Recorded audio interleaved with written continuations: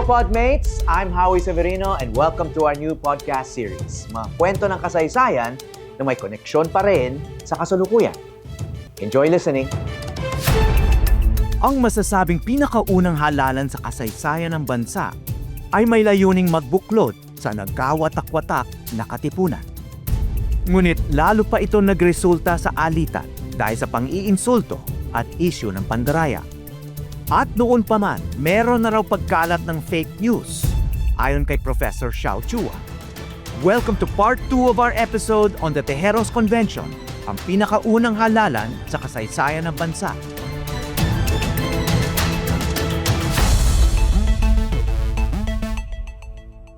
Balikan ko lang yung botohan, no? I'm just curious about this and maybe others might be interested. Kasi sinabi mo nga na ang karamihan ng mga nandoon ay kasama sa magdiwang faction na Right. Up to that time ay kaalyado ni Bonifacio. Supposedly. Right? Oh, supposedly. Kaya may confidence si Bonifacio na magtawag ng eleksyon dahil nga in fact he got a commitment from everyone na igalang yung resulta, di ba? So, I'm sure nagulat siya na pati yung mga supposed na kaalyado niya ay hindi siya binoto, no? Right. So, I'm wondering ano ba yung explanation diyan? Was there a loss of confidence? Kasi after all, 'di ba, siya yung supremo, 'di ba? Hinahangaan siya ng marami. He was considered the founding father of the Katipunan and all of a sudden hindi siya binoto. Ito yung nangyari.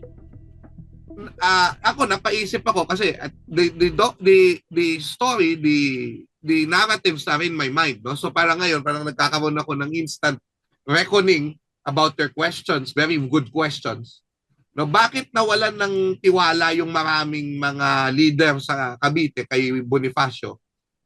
Ako, confluence of two things. Number one, I would like to, because we have a documentation, I would like to believe na yung sinasabi ni Telesforo Canseco na Caviteño, no, sa kanyang diary, na pagpatay ni Bonifacio sa mga praile really irked a lot of them. Kasi these are, even if they were Spaniards, they were still men of God, no?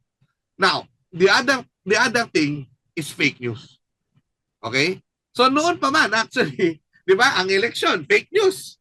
Noon pa man, may fake news lang. So ano yung fake news? Number one, that Bonifacio, the meaning of haring bayan is not hari ang bayan, but siya yung hari. So, basically, ang nangyari kasi dyan, nagkaroon ng sigawan nung dumating siya eh. Actually, nakakatawa yan kasi yung Daniel Tirona, yun ang sigaw ng sigaw nung una. Sabi niya, mabuhay ang hari ng bayan! Mabuhay ang hari ng bayan! And then Bonifacio shouted, mabuhay ang haring bayan. Nobody understood. So, ano yung sinasabi ni Bonifacio? Kinokorek niya si Daniel Tirona sa pagsasabi, mabuhay ang haring bayan. Yung bayan ang hari. Pero nobody understood that. Ang feeling ko lang ito ako, again, I am speculating as a historian. Nag-i-implant na si Daniel Tirona ng false interpretation na kung ano ang haring bayan by saying that is Bonifacio. And even Aguinaldo, up to his old days, insists that haring bayan was Bonifacio was king, which is ridiculous. Okay, ridiculous because Bonifacio, the mere reason why Bonifacio was dead was because he believed in democracy. He was a totalitarian. He would have insisted, we will not have an election today, mga loko kayo. But he did not. I think yun nga yung ano ko he was always believing that there should be a consensus. Yun yung fault niya at to a fault, shall we say, that we wanted consensus. So, ano pa yung fake news? The other fake news was nung nasa Naik siya, ito later na yata to after the Tejeros Convention, nung nasa Naik siya, dinala daw siya, binuhat daw, may kwento na binuhat daw siya ng mga tao sa isang tono na kahoy, dalhin sa simbahan hanggang doon sa eskwelahan, which is a short distance by the way. Pero parang ang implication ay para siyang hari. Now, lumabas siyang kwentong yan pero I really doubt if that was Bonifacio. Narinig ko lang to na naglagay sila ng ibang tao tapos tinawag nilang Bonifacio. And who would have known? They just called him that, ano? So may mga ganon na fake news at yung pang-isang fake news ay lahat ng labanan niya ay natalo. Now again, I will say that he had difficulty with the Spanish forces in Manila and Rizal, but definitely may mga pinanalo naman siyang laban. And as the strategist of the revolution, all the other victories of his commanders in other areas should be attributed to him, like the victory in Antipolo. Eventually, there was a battle there. Yun yung mga angas-angasa na walang pinag-aralan yan. Yan, yung mga tao na katulad ni Daniel Teron, na yan ang kanilang narrative na bobo siya, na wala siyang pinag-aralan. Yan, and the other fake news is this, na yung kapatid niya ay kalaguyo ng Paile. At ang balak kapatid ni Bonifacio. Yes. Si Procopio. Pwede. Yung mga babae. Mga babae. So, ang mangyayari doon, kinoconnect na dahil kalaguyo ng Paile, yung kapatid ni Bonifacio, ang fake news ay isusuko ni Andres Bonifacio ang revolusyon sa mga Kastila. Ibig sabihin, Bonifacio will negotiate to the Spaniards. At which, of course, Bonifacio or Aguinaldo will also do in Biak na Bato eventually. Pero yun yung unang fake news. The other fake news is this. Tapos na yung Teros Convention, Bonifacio went to Indang, and yung balita doon ay susunugin niya yung bayan dahil ayaw nilang magbigay ng pagkain. Actually, that is the final straw that made Aguinaldo arrest Bonifacio.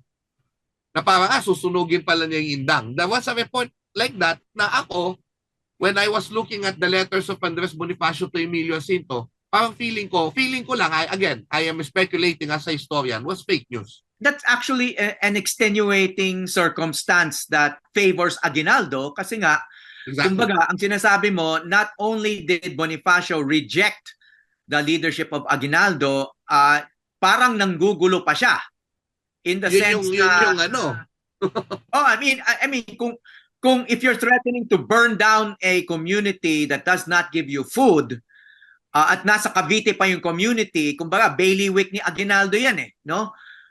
Parang that's a major that's a hostile action, no? Yeah. That's not helping the revolution. Exactly.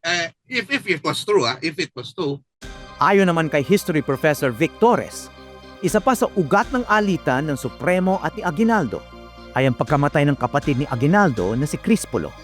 Hinarang daw ng mga kaalyado ni Bonifacio ang mga tauhang tutulong sana sa labanan. Why did he block the reinforcements for Aguinaldo's brother at that crucial battle? It's hard to tell, no? But I think Bonifacio still wanted to consolidate whatever power that he had. Obviously, talo na siya the Caviteños already. Yeah, but that would have led to the defeat of the force that he wanted to unite with him. I think he didn't know that at first. But that is just a presumption, no? He didn't know that. Kasi this force that was going to Pasong Santol was not directly under him. Yeah. So baka maybe it was an assertion of authority. Yeah, it's just speculation, no? But how do we know this, that he blocked the reinforcement? I saw it in one of the accounts of at that time that he blocked the reinforcements. How good would that reinforcement would be? It's hard to tell because almost at that same hour that he was blocking it, accordingly, the Spaniards already attacked. So it might not have made any difference. Yeah. But then again, kapatid niya namatay. Yeah, exactly. So in other words, itong ugat ng alitan nila Aguinaldo at Bonifacio, may talagang personal na angulo. At first, yeah. And then, what happened? So, gusto niyang umuwi ng Manila, where supposedly he's going to reorganize, reconstitute the Katipunan Army. But Aguinaldo already issued the order to arrest. So, where was he arrested? In Limbon, Barangay Limbon. Cavite pa rin to? Cavite pa rin. 1897, ang dating Supremo pinaaresto ni Aguinaldo. Dito na nagsimula ang pagwawakas ng Katipunan. Can we say that the Katipunan ended in Tejeros? In Tejeros, yes. Because they decided, okay, wala nang Katipunan, we just have...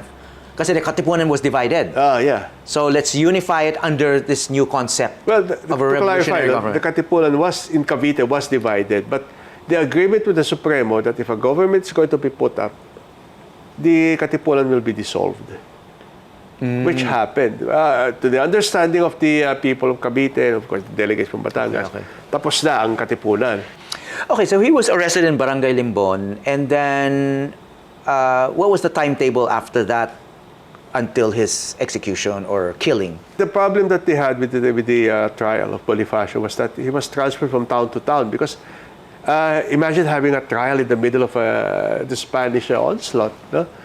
Until finally, based on the records, the last actions of the trial happened in Maragondon. The trial house is still there. No? Ang nasa tabi ni Bonifacio sa kanyang paglilitis ay ang kanyang kapatid na si Procopio at ang kanyang asawa na si Gregoria de Jesus. She was just a companion. She was accompanying them. Bonifacio was seriously wounded, of course. He was shot in the shoulder and he had a stab wound in the neck. Okay. Because when he was being arrested, lumaban siya. Daw. But according to the accounts of hindi daw. He was shot and was hit. But when he fell down to the ground, according to many of the accounts, the second incident, that happened was Ignacio Paua, General Paua, got his dagger, then stabbed Bonifacio in the neck while he was lying down on the ground. Intending to kill him. The description pa nga daw was, pumasok daw yung balaraw dito sa gilid, lumabas daw sa likod. Wow. No, That would have killed him. Yeah, nakahiga sa so tumusok pa yung dagger talaga sa lupa. Oh my. No? Talagang may galit.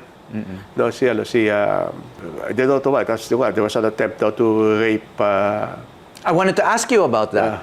So, kasama si Gregorio de Jesus, Bonifacio's wife, and witnessed a lot of this. Yeah. And was she raped? Si Gregoria de Jesus, na mas kilala rin sa palayaw na Oria, ay 18 taong gulang na makilala ang 29 na taong gulang na si Bonifacio. Ang kanilang pagmamahala, saksi sa mahalagang yugto ng revolusyon mula sa pagkatatag ng La Liga Filipina at pagbuo ng Katipunan hanggang sa trahedyang tumapo sa buhay ng Supremo. Maging si Oriang, hindi raw nakaligtas sa kalupitan. That is a big question always that happened. There were many assumptions that she was raped. Pero inawat daw si... May witness ba? May account? Yeah, inawat si Agapito Bonsol, who attempted to rape her. But Bonifacio daw asked, requested some of the soldiers, wag daw anuhin, everything. He was pleading with them. So hindi daw ni-rape. But throughout her entire life, she never mentioned it. So where did that rumor come from? Assumptions. Assumption lang. Yeah, kasi talaga ba ang pinigil si Bonsol? Did he continue with it? Kasi he attempted it twice. How do we know that he attempted it? There was Witness. There was first time he attempted to rape her, pinigil siya, tapos there was a second time pa daw. Yeah, they attempted to rape her. So the assumption was, baka the second time or the first time he succeeded na. But throughout her entire life, she never talked about it. In fact, Gregoria de Jesus, when she married again, she married Julio Nakpil. No? Never talked about Bonifacio again. Throughout her entire life. Sa Dulang Lakambini na isinulat ni Alan Palilio, tinalakay ang konsepto ng what if. What if nagkaroon ng komprontasyon si Oriang at si Aguinaldo? Ano kaya ang sasabihin nila sa isa't isa? Kasama natin ang propesor ng teatro na si Nick Tiongson para pag-usapan ito. Kasi maganda yung situation eh. Actually, nagkita talaga sila sa Malolos noong inaugurasyon ng isang monumento doon. Actually, ang inibita ay si Gregorio de Jesus. Pero somehow, Aguinaldo invited himself. But before you continue, Nick, no, I just want to inform our listeners, this is all imagined, no? This is not... Yes, it's talaga naganap ito. It's imagined, pero may actual Imagined by the historical occasion yan. Totoong nangyari yung okasyon na yon.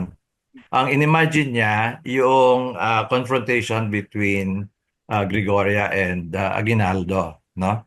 So, yun yung ano niya. So, I suppose, ang gusto niyang palabasin is after all these years, kailangan maibuhos ni Gregorio de Jesus yung galit niya kay Aguinaldo sa ginawang pagpatay kay Andres at saka yung dalawang kapatid pa ni Andres, no?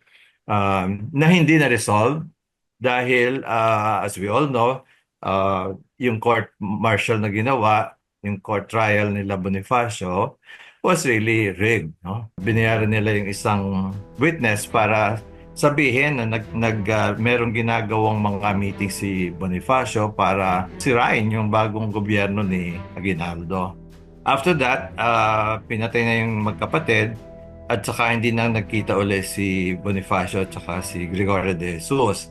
In fact, sila Gregorio de Jesus, sila Julio Nakpil, si Jacinto, nagtago ng lahat kasi pinahanap sila ni Aguinaldo, supposedly, no? Sabi ni Julio Nakpil, nakausap niya yung tao na pinadala ni Aguinaldo actually para patayin siya.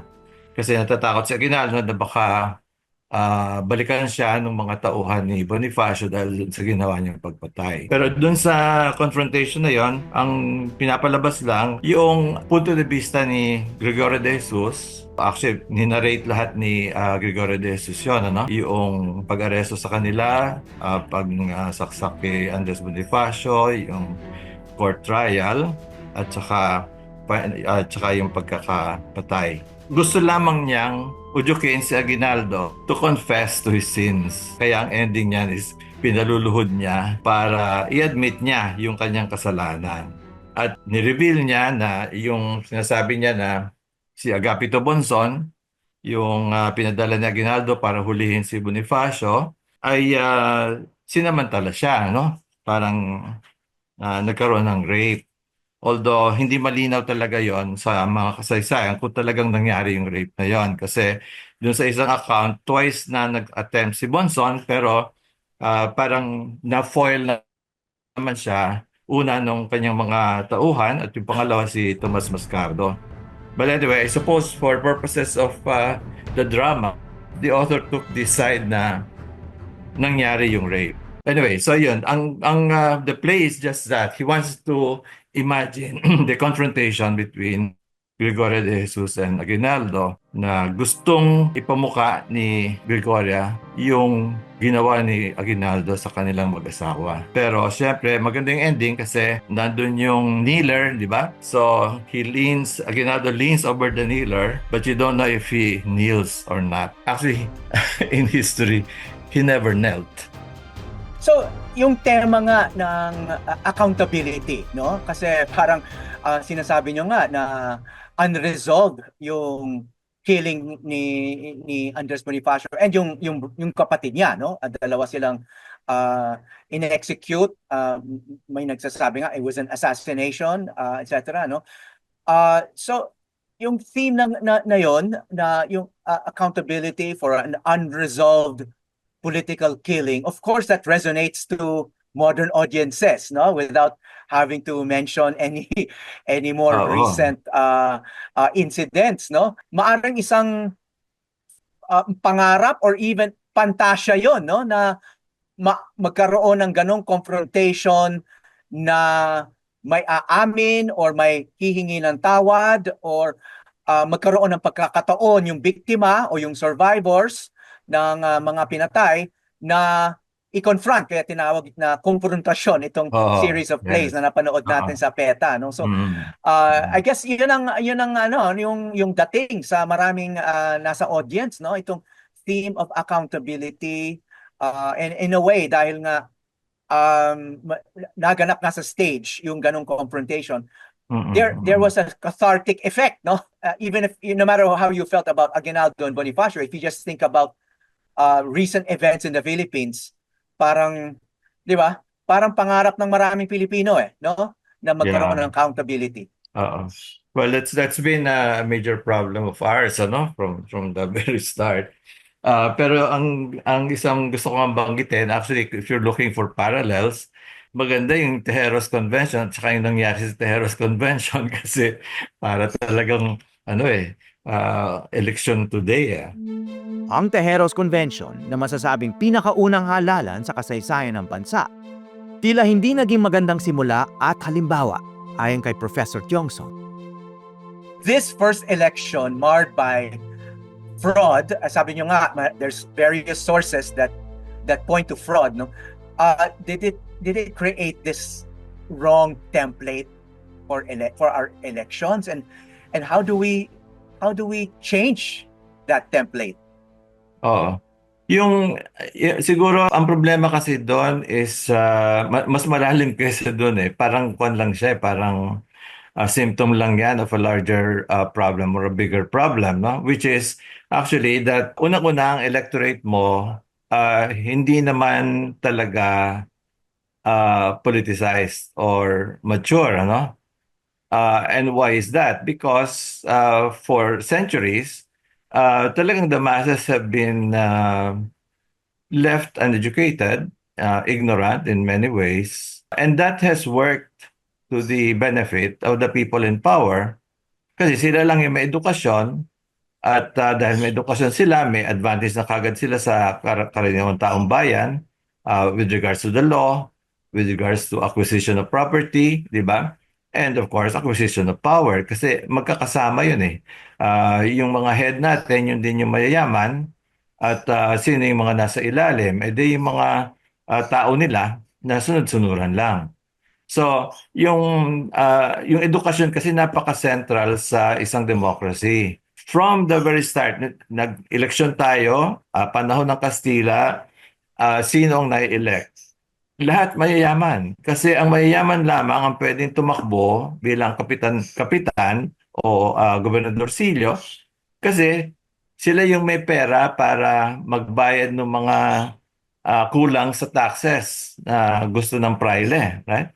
So, in other words, you needed to be rich to run, right? At saka hindi lang yon, you have to be near the powers that be. So, kung hindi ka gusto ng praile, kahit mayaman ka, hindi ka mapipili. Kaya ang daming gulo noon sa panahon ng reforma because of that, no? Nung dumating ang mga Amerikano, nagkaroon ng token na elections, okay? Sino nakaboto? May requirement. Only people who are propertied. Only people who have so many who own property, lands, and so on can vote. So, again, disenfranchises naman yung karaniwang tao. Yung karaniwang tao ang ayaw sa Amerikano eh. Kaya nila din, kaya ganun yung structure. Kasi alam nila, yung mga mayayaman madaling makuha.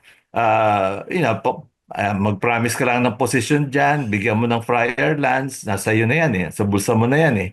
Pero yung karaniwang tao, yun ang mga tapat sa revolusyon.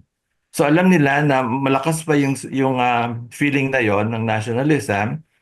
So the first elections, kunyari elections, kasi siyempre Amerika sila, dapat constitutional, democratic, ganon. So tumawag na election pero ang pwedeng bumoto lamang ay yung mga may property. Siyempre, sino maboboto? Sila rin. Di ba? So, itong whole rule of the elite na ito, political and economic, was perfected under our own leaders. Quezon among them. Quezon was really very, very astute politically. At dyan na nagsimula lahat nitong, di ba? All the trading between politicians, di ba?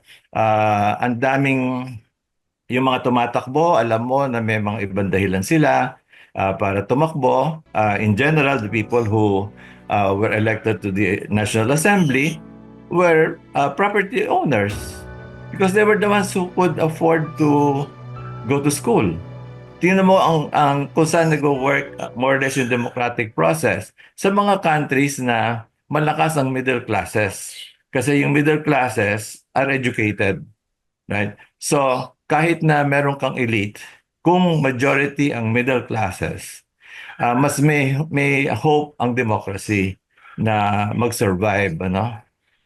So ang nakita natin sa Tejeros election is I think precisely that. I think very significant yung detail na hakot eh. Siyempre itong mga leaders ng magdiwang, alam naman natin yun, ang leaders ng mga general noon, mga ano din yan, karamihan dyan ay mga gobernadorsilyo, mga mayayaman din. So may mga lupa sila at may mga tenants sila. So hinakot ang mga tenants para bumoto para sa kanya. So in other words, yung nangyayari sa atin na forever na lang na dayaan, bayaran, etc. is rooted in that whole equal structure in our society where the rich talaga have lorded it over everybody else with their money, and then with their money they get education. Therefore, they become the elite and they are elected to positions. And while they're in position, they make sure that their economic interests are protected, so they become even richer. Mapansin natin, alam mo, edukasyon, hindi naman binigyan talaga ng importansya yan eh. Ang laki ng budget ng education, pero walang tunay na education. Kasi alam ng elite na real education, which makes people critical, is a threat to them. Mahigit isang siglo na ang lumipas. Hanggang ngayon, hati pa rin ang opinyon tungkol kina Aguinaldo at Bonifacio. Posible kayang naging mas matugumpay ang katipunan kung naresolba ang hidwaan sa pagitan ng dalawang paksyon nito. Sa pananaw ni Xiao Chua, if the forces of Aguinaldo and Bonifacio were able to, sort their differences to have one unified katipunan in Cavite, they could have resisted for quite some time until, of course, they were able to negotiate with another power, which is the Americans. I do not know. But there could have been yung victory sana natin as a revolution, yung nangyari nung independence nung 1898, would have been more poignant in the sense that the forces actually were able to sort their differences out. But of course, as many elections happened, unity, di ba? Nung una, Bonifacio, Aguinaldo, you are together, di ba? You fought the revolution together, and then of course, eventually, mag-aaway din kayo. Which is what happened in our Tejeros Convention. It happened among the guerrillas during the war. You know this very well. They were fighting with each other. After battling together, you fight with each other. This also happened during the People Power Revolution. Diba? Forces went together, the left and the right. They disintegrated. And same with what happened with Bongbong Marcos and Sara Duterte. So it's a repeating pattern, which I think we have to escape if we're going to learn from history. para naman kay Dr. Nick Tiongson, malalim ang problema natin sa kakulangan ng edukasyon pagdating sa eleksyon. Hindi na tinatanong kung ano ba yung tama at mali. Ang tinatanong na lang sino ba yung mas malakas, di ba? So doon ka na lang kumapit. Makikita mo na siguro talagang ang edukasyon natin talaga has not improved at all kasi sa dami ng mga nagsusupport pa rin doon sa mga tao na ganon, di ba? Ano yun edukasyon talaga yun Hindi sila marunong mag-isip ng critical. So hindi principles yung mga middle class yung ganun yung mga nag-aral. Pero yung karaniwan tao hindi ganun mag-isip unfortunately, more than a century later, I mean, nagkaroon na tayo ng public school system. Ang dami naman edukadong Pilipino, di ba? I mean, dami ng Pilipino nakapag-aral. Pero I guess the question is, how long can we wait? Kailangan ba 100% mataas ang pinag-aralan ng Pilipino? Ang dami na natin ang dami na sa atin ang nakapag-aral na, di ba? It's not just people like you na may PhD. I mean, ang dami-dami nating universities and colleges, no? It's not as if na neglect talaga yung edukasyon, ano? So siguro yan, that's a very good question, di ba? Sa dami na nag-aral, ba't ganyan pa rin? Kasi yung ding system ng education natin is rote. It's not meant to make you think, di ba? It cramps you with data, gives you skills, but dissuades your mind from thinking independently. Ano tayo parang vocational yung mga schools natin. Hindi tayo tinuturuan na mag-isip. I guess yun ang isang problema kahit na magkaroon ka ng edukasyon, siguro this applies to America also, di ba? Nangyayari sa Amerika ngayon, di ba? Yeah, Doc, I just want to end by going back to the play, no? Kasi it was about accountability, no? Sabi niyo nga na nagtapos yung play, yung Lakambini, na hindi mo alam kung luluhod o hindi si Aguinaldo, no? Pero you could easily interpret that as luluhod siya, no? And ask for forgiveness, and in a way there would be some kind of closure on the part of Gregoria de Jesus for everything that, I mean, what else could she ask for, di ba? I mean, No.